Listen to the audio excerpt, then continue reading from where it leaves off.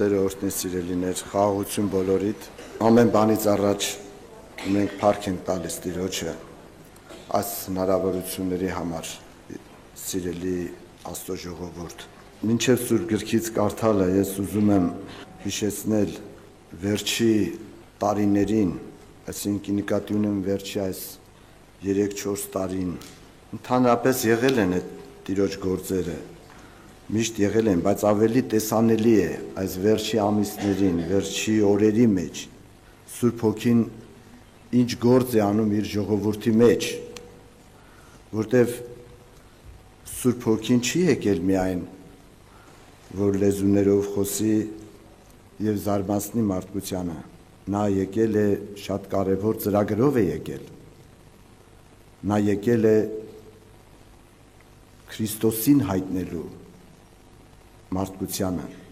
նա եկել է աստվածային կյանքը հայտնելու, նա եկել է առաջի Ադամից ազատելու և հայտնելու երկրորդ Ադամին, որ է Աստծո որդին Հիսուս Քրիստոսը, որտեղ մարդկությունը Ադամի սերունդ է։ Եվ այսօր, սիրելիներ, հիմնականում ես նկատել եմ այս վերջի ժամանակներում, որ Սուրբ Հոգին Աստծո խոսքի հեղինակությունն է բարձրացնում մարդի կյանքում, այս բժշկությունն է անում, որովհետև Ադամով և Եվայով Աստծո խոսքը նսեմացավ, հեղինակազրկվեց մարդկության կյանքում, բայց երկրորդ Ադամով, Քրիստոսով այդ բժշկությունը կատարվում է, սիրելիներ, դեռ կարելի ասել 5 տակարանից սկսած, որովհետև բոլոր ժամանակներում եղել է Աստծո որդու հայտնությունը, Փառք Հիսուսին։ Ինչ է նկատի ունենք, ես ուզում եմ Սուրբ Գրքից կարդալ, սիրելիներ, Երեմիա մարգարեությունից 2-րդ գլուխ 13 խոսքը։ Վասնզի իմ ժողովուրդս երկու չարություն գործեց, զիս կենաց ջուրին աղբյուրը թողուցին և իրենց գուբեր փորեցին, ծակոտ գուբեր, որոնք չեն կրնար ջուր պահել։ Նորից եմ կարդում, խնդրում եմ ուշադիր լինենք, սիրելիներ, Սուրբ Հոգին մարդի կյանքում ինչ դժվարություն կա, ինչ արգելք կա, ինչ պրոբլեմ կա մարդի և Աստծո մեջտեղ միջև, և Սուրբ Հոգին ինչ բժշկություն է անում, և որպեսզի մենք տեսնենք այս բժշկությունը մեր մեջ կատարվել է, թե ոչ, թե ուղղակի մենք կրոնական ծեսեր ենք կատարում, երգեր, քարոզներ, աղոթքներ, չէ որ մենք պաշտում ենք Աստծու, որը ողջ է, որը իրական է, որը տեսնում է, լսում է, ինքը ստեղծողն է, հնարավոր է հաղորդ լինել նրա հետ, և այս արգելքները Սուրբ Հոգին բժշկում է, որպեսզի այդ հաղորդակցությունը ստացվի քո ստեղծողի հետ, քո փրկչի հետ։ Սիրելիներ, նորից այդտեղը ես կարդում եմ 13 խոսքը 2-րդ գլխի Երեմիա մարգարեության, վասնզի իմ ժողովուրդս երկու չարություն գործեց, զիս կենաց ջուրին աղբյուրը թողոցին և իրենց գուբեր փորեցին, ծակոտ գուբեր, որոնք չեն կրնար ջուր պահել։ Սիրելիներ, կենդանի ջուրը դա Աստծո խոսքն է, թողեցին, սա բուն մեղքն է, մարդկության, անձի, անհատի և ընդհանրապես մարդկության ցեղի մեղքն է սա։ Աստծո խոսքը հավատքով խառնված չի։ Աստծո խոսքը դարձել է գաղափար, դարձել է հասկացողություն, դարձել է գիտություն, բայց ոչ կյանքի ջուր, ոչ հավատքով խառնված։ Եվ սա եկել է Ադամից, սա եկել է Էդեմի պարտեզից, որի մասին ես օրինակով ցույց կտամ, Տիրոջ օգնությամբ, սիրելիներ, և Սուրբ Հոգին այս բժշկությունն է անում։ Ծակոտ գուբերը դա մեղքի ժամանակավոր զվարճությունն է, կյանքն է, այդ կյանքը ճակերտների մեջ։ Մարդը այդ մեղքի այդ գուբերի մեջ, այդ հորերի մեջ փնտրում է այդ կյանքի կաթիլները, որ իր հոգու ծառավը հագեցնի, բայց Աստծո խոսքն ասում է, որ նրանք ծակոտ գուբեր են, այնտեղ ջուր չկա, կաթիլ էլ չկա։ Եվ այսօր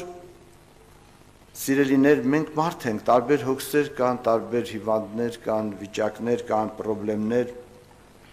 որից մենք ուզում ենք, որ Տերը բժշկություն անի, այդ հարցերը լուծվի։ Բայց ես հավատում եմ, որ այստեղ ժողովուրդ կա, որ համաձայն են առաջ հոգևորը կատարվի, ամեն սիրելիներ, առաջ հոգևոր բժշկություն։ Այսինքն հոգևոր բժշկությունը որն է, որ այդ ծակոտ գուբերից մեր հոգու աշխարհը, մեր հոգու ուշադրությունը դառնա դեպի Աստծո խոսքը։ Եվ սա ինչ է նշանակում, ինչպես կատարվեց։ Երբ որ Աստծո մարդը ինչու է թողել կենթանի ջրի այդ աղբյուրները, որտեղ Աստծո խոսքը հեղինակազրկվել է։ Այդ դա ինչ է նշանակում, ես ուզում եմ օրինակով ցույց տալ, սիրելիներ, Սուրբ գրքից։ Հենց Եդեմի պարտեզում եղբայրներ քույրեր, Ծննդոց 3-րդ գլուխ, այդ տեսեք ինչպես դառան այդ ծակոտ գուբերին, մարդը։ Գիրք Ծննդոց 3-րդ գլխի մեջ մենք տեսնում ենք, որ բոլորը չեմ ուզում ընթերցել սիրելիներ, երբ որ օծի կերպարով սատանան մոտեցավ Եվային եւ Ադամին, եւ այդ զրույցի ժամանակ սատանան կարողացավ մարդի կյանքում հեղինակազրկել Աստծո խոսքը, ինչ է ասել Աստված։ Աստված ասել է, եթե այս պտուղից ճաշակես կմեռնես։ Եվ սատանայի խոսքը հետևյալն էր, որ բնավ չես մեռնի։ Այսինքն դուրս է գալիս, որ Աստծո խոսքը քեզ խաբում է, հեղինակազրկվեց։ Եվ երբ որ մարդի կյանքում Աստծո խոսքը հեղինակազրկված է, մարդի ուշադրությունը գնում է ծակոտ գուբերին։ Կարդում եմ 6-րդ համարը, 3-րդ գլուխ։ Եվ կինը տեսնելով, որ ծառը աղեկ էր, արգելված պտուղն է այդ ծակոտ գուբերը, որ Աստծո խոսքը արգելել է։ Եվ կինը տեսնելով, որ ծառը աղեկ էր կերակուրի համար, եւ հաճելի աչքերուն ու փափագելի իմաստուն ընելու համար։ Առավ անոր պտուղեն ու կերավ եւ իրեն հետ իր երկանն էլ տվավ։ Եվ անիկա կերավ։ Տեսնում եք սիրելիներ, երբ որ մարդի կյանքում Աստծո խոսքը հեղինակազրկված է, որպես կյանքի խոսք, որպես ճանապարհ, ճշմարտություն եւ հավիտենական կյանք, մարդի ներսը փափագում է այդ ծակոտ գուբերին։ Եվ Եվան, երբ որ նայեց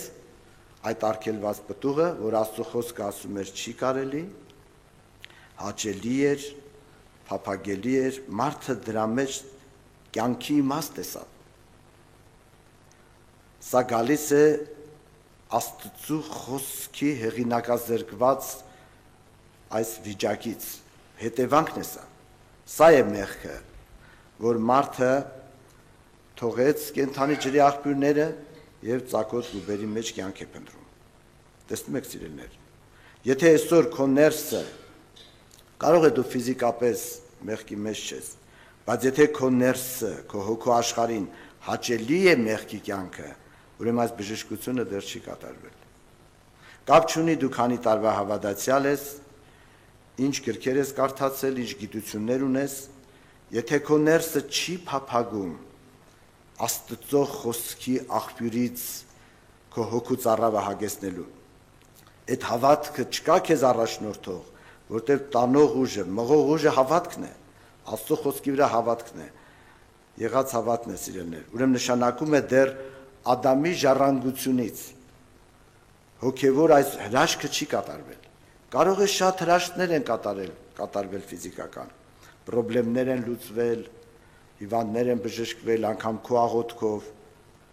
բայց շատ կարևոր է այս հրաշքը, ամենամեծ, ամենակարևոր հրաշքն է։ Ես հիմա Սուրբ գրքից ուզում եմ ցույց տալ, սիրելիներ, բժշկված հավատքը,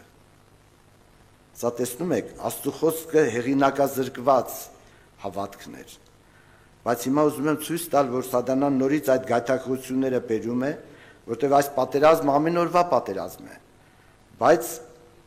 երբ որ Աստծո խոսքը հեղինակություն ունի, հավատքով է խառնված, ինչ է կատարվում։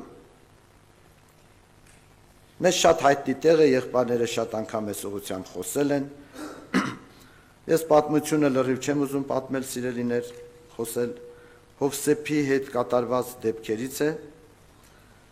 Դուք գիտեք, որ երբ որ Հովսեփը որպես Աստծո օծյալ, ընտրյալ անձ, որ Տերը նրա հետ ծրագիր ուներ, նրան օգտագործելու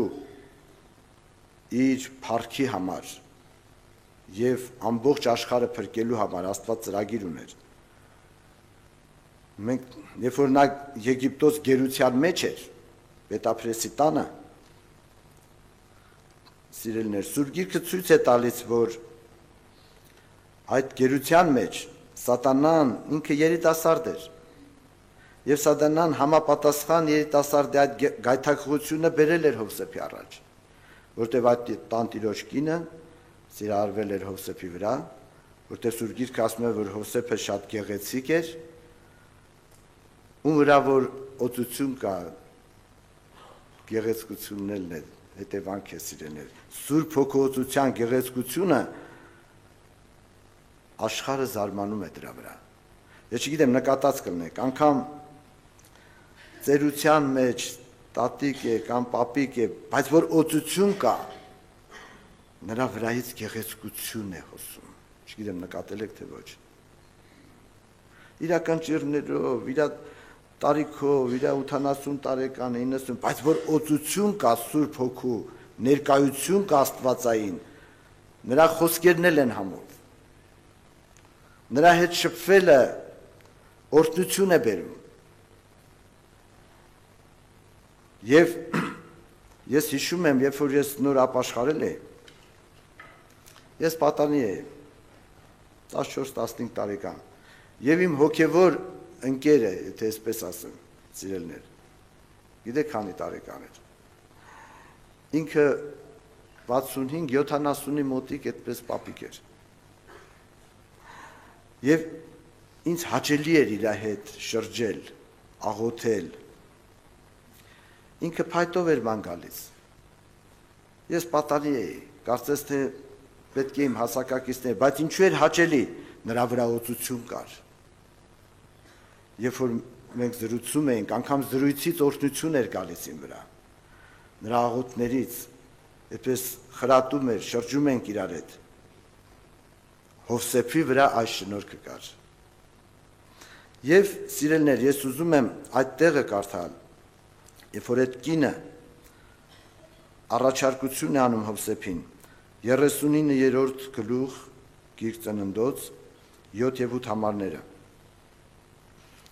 Եվ եղավ, որ այս բաներեն ետքը անոր տիրոջը կինը աշտ տնկեց Հովսեփի վրա ու սա պարկե ինձի հետ, բայց անիկա չհաճեցավ։ Ասեք, Եվան հաճեցավ, հաճելի էր Եվային։ Աստծո խոսքը, եթե հավատք չի, մեղքի կյանքը դրա համար հաճելի է։ Բայց երբ որ Աստծո խոսքը հավատք է, Հովսեփը Եդեմի պարտեզում չի, դրախտում չի գտնվում։ Նա գերության մեջ է, ֆիզիկապես նա ստրուկ է, բայց տեսեք, որ հոգով ստրուկ չէ, նա մեղքից կախվածություն չունի, երիտասարդ է, բայց երիտասարդական ցանկություններից կախվածություն չունի, ստրուկ չէ, հոգով ազատ է, սա է ազատությունը։ Սիրելիներ, ազատությունը սա է։ Ոմանց թվում է, թե երբ որ իրանք մի քիչ էլ հավատքի մեջ խորացան, կկորցնեն ազատությունը։ Բայց հորդորում եմ Տիրոջ անունից, սիրելիներ, աշխարհը ազատությունը տալիս է մեղքի ցանկություններին, մարդը մնում է ստրուկ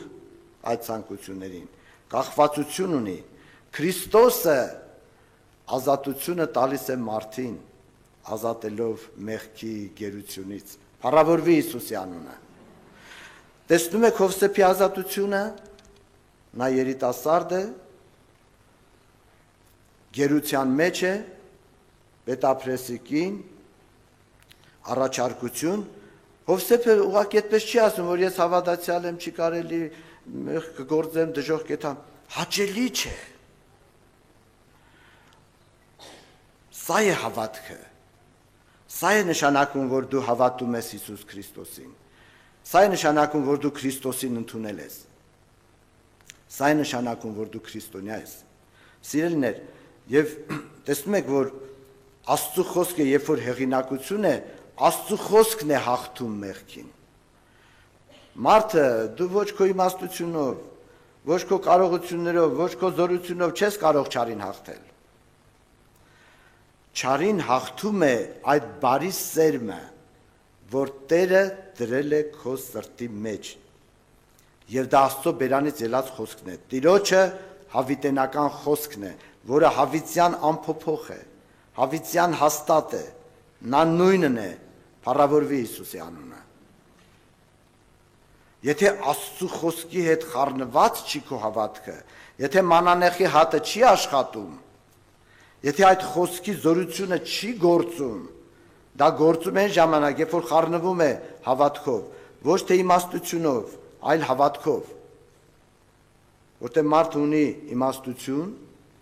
բայց մարդը նաև ունակ է հավատալու։ Մենք հաճախակի բավարարվում ենք, երբ որ իմաստությունով է խառնվում Աստծո խոսքը։ Բայց Սուրբ Հոգին ուզում է, որպեսզի մեր մեջ Աստծո խոսքը հավատքով խառնվի։ Դա է զորությունը, դա է բժշկությունը, դա է քեզ հաղթություն տալու։ Նոր Կտակարանից մի ուրիշ օրինակ եմ ուզում ցույց տալ, սիրելիներ։ Փիլիպպեցիս 3-րդ գլուխ, Պողոս առաքյալը, որը նույնպես երիտասարդ ժամանակ էր ապաշխարել, եղբայրներ քույրեր, եւ երբ որ ինքը ապաշխարում է, երբ որ Քրիստոս հայտնվում է իրան, ինքը դարձի է գալիս, եւ տեսեք ինքը ինչպիսի խոսքեր է գրում, 3-րդ գլուխ, 7 եւ 8 համարները։ Բայց ինչ որ ինձ շահ էր, զանիկա Քրիստոսի համար վնաս սեպեցի եւ իրա բոլոր բաներն ալ վնաս կսեպեմ իմ Տիրոջս Քրիստոս Հիսուսի գերազանց գիտությանը համար, որու համար ամեն բանեն զրկվեցա եւ աղտեղություն կսեպեմ, որպեսզի Քրիստոսը շահեմ։ Տեսեք սիրելիներ, սա բժշկված հավատքն է։ Աստծո խոսքի հեղինակություն ունեցող հավատքն է։ Աստծո խոսքը հավատքով խառնված վիճակ է սա։ Եվ տեսեք, ինչից էլ որ զրկվեցի, այսինքն երբ որ մոտեցա Հիսուսին, ես շատ բաներից զրկվեցի, բայց ինչից էլ որ զրկվեցի, աղբ եմ համարում, միայն թե Քրիստոսը շահեմ։ Իսկ աղբանոցից զրկվելը, սիրելիներ, մարդի համար տխրություն չէ։ Երբ որ դուք ձեր տան աղբը տանում ու աղբար կղնեք նետում, դուք չեք տխրում։ Հակառակ մարդը ուրախանում է։ Մարդի համար թեթևություն է դա։ Այսինքն Աստծուն մոտենալով դու չես զրկվում, դու փրկվում ես։ Քրիստոսը քեզի ազատությունից չի զրկում, ազատություն է տալիս, զրկում է աղբանոցից, զրկում է այդ ծակոտ գուբերից։ Փառավորվի Հիսուսի անունը, թող բժշկություն լինի, սիրելիներ։ Բժշկությունը լինում է ճշմարտությունով։ Ես ուղղակի փոխանցում եմ։ Այս ինչ որ Տիրոջից մենք ունենք այս հայտնությունները, ես ուղղակի փոխանցում եմ, ճշմարտությունն է քեզ բժշկում, եւ ճշմարտությունը հենց հիմա է բժշկում։ Ես հավատում եմ, որ Աստծո խոսքը, երբ որ փոխանցվում է, կապ չունի ում միջոցով, եթե դա ճշմարտության հայտնություն է, արդեն քո նստած տեղը դեռ աղոթքի չեկած, այդ ճշմարտությունը քեզ ազատ է անում բոլոր մարմնավոր Աստծո խոսքին հակառակ գաղափարներից։ Ընդունեք այս բժշկությունը Հիսուսի անունով։ Փառավորվի Տիրոջ անունը։ Տեսնում եք, սիրելիներ, բժշկված հավատքը։ Հովսեփը ասում է հաճելի չի, նայել է աղբ համարում, պատկերացրեք ամբողջ աշխարհը հիմնականում գերի է երիտասարդական ցանկություններին, բայց սիրելիներ, սա հրաշք է, սա ավելի մեծ հրաշք է, քան թե 4 օրվա Ղազարոսի մեռելի հարությունը։ Սա ավելի մեծ ազատություն է, քան այն, որ մենք պատկերացնում ենք մեր իմաստությունով։ Եվ Սուրբ Հոգին ուզում է այս ազատությունը տալ քեզ։ Այդ ծակոտ գուբերից է ուզում ազատել, որտեղ դու տարիներ փնտրել ես այդ կյանքի ջրի կաթիլները, ու այդպես էլ քո հոգին մնացել է ծառավ, եւ այդ ծառավը սաստկացել է, դրա համար անիրավությունը, մեղքը շատացել է աշխարհում։ Ինչու է մեղքը շատացել երկրի վրա։ Դա մարդկային ծառավի հետևանքն է, մարդը փնտրում է։ Եվ շատ բաներից արդեն սովորական է դառել, հոգնել է, դրա համար նոր մեղքի տեսակներ, նոր գուբեր է փնտրում, նոր հորեր է փնտրում ջրի կյանքի, բայց Սուրբ Գիրքն ասում է, որ դրանք չկան։ Փառավորվի Հիսուսի անունը, որ նա հայտնվել է մեր կյանքում։ Քրիստոսը քանի հոգու կյանքում է հայտնվել այստեղ, սիրելիներ։ Ես չեմ ասում Քրիստոսի մասին դու ինչեր գիտես։ Ես ասում եմ հայտնվել է Քրիստոսը քո կյանքում, նա Աստծո որդին է, նա ողջ է, նա մեռելներից հարություն է առել եւ հավիտյանս հավիտենից կենդանի է, փառավորվի նրա անունը։ Առաջի անձնավորությունն է երկրի վրա, որ երբ որ մեռելներից հարություն առավ, նա հավիտյանս հավիտենից ողջ է։ Նա կլինիկական մահ չի ապրել, որ հետո նորից մեռնի գնա մի 10 տարի հետո։ Նա 2000 տարի առաջ մոտավորապես, երբ որ խաչի վրա նա հոգին ավանդեց եւ նրան դրեցին գերեզմանի մեջ, 3 օր հետո հարություն առավ, նա ողջ է հավիտյանս հավիտենից։ Մենք պաշտում ենք ողջ Աստծուն, որը ներկա է մեր սիրելիներ, որը հայտնվել է մեր կյանքում։ Մարդիկ չեն կարող քեզ համոզեն, որ դու հավատացյալ դառնաս։ Անկամ դու քեզի չես կարող համոզել։ Դա կատարվում է Քրիստոսի հայտնությունից։ Պողոս առաքյալը, որը ինքը հրյա էր, փարիսեցի էր, սիրելիներ, հավատացյալ էր, այսպես ասած, որտեղ հրյաները համարվում էին Աստծո ժողովուրդ, եւ շատ նվիրյալ հավատացյալ էր, իրենց հայրերի սովորություններին նախանձավոր եւ օրենքի կողմանի անարատ էր։ Մովսեսի օրենքները ինքը պահում էր, բայց նա մերժում էր Քրիստոսին։ Եվ սիրելիներ, ինքը միակ անձնավորություններից էր, որ նպաստում էր քրիստոնյաների սպանությանը եւ շատ ակտիվ էր այդ գործերի մեջ։ Բայց Սուրբ Գիրքը ցույց է տալիս, որ Դամասկոսի ճանապարհին, երբ որ Աստծո որդին հայտնվեց նրա կյանքում, եւ այդ նախկին սավուղը, որը դարձավ Պողոս առաքյալ, երեսնի վայր ընկավ Տիրոջ ոտքերը եւ ասեց. «Ով ես դու, Տեր»։ Եվ Տերը ասեց, որ ես Հիսուսն եմ, որին դու հալածում ես։ Եվ ինքը որ դարձի եկավ, ինքը գրեց Սուրբ Գրքում, սիրելիներ, որ ավետարանը մարդի բան չէ, մարդի խելքի բան չէ ավետարանը, մարդի իմաստության գործ չէ ավետարանը, մարդկային իմաստությունը չի կարող դա հասկանալ։ Եվ մարդից ես չառա եւ մարդից չսովոր, այսինքն մարդիկ չփոխեցին ինձ եւ ոչ մի մարդ չէր կարող փոխել, հապա Հիսուս Քրիստոսի հայտնությունից։ Տերը թող օրհնի, որ բոլորի կյանքում լինի այդ հայտնությունը։ Այս բոլոր քարոզները, պաշտամունքները նպաստում են այդ հայտնությանը։ Ուրեմն դու միայն մի բավարարվի պաշտամունքների գալով, դու աղոթ կարա, որ Աստծո որդու հայտնությունը, կյանքի հայտնություն լինի։ Քրիստոսին ընդունել նշանակում է, սիրելիներ, որ դու ընդունում ես, որ ինքն է ճանապարհը, ճշմարտությունը եւ կյանքը։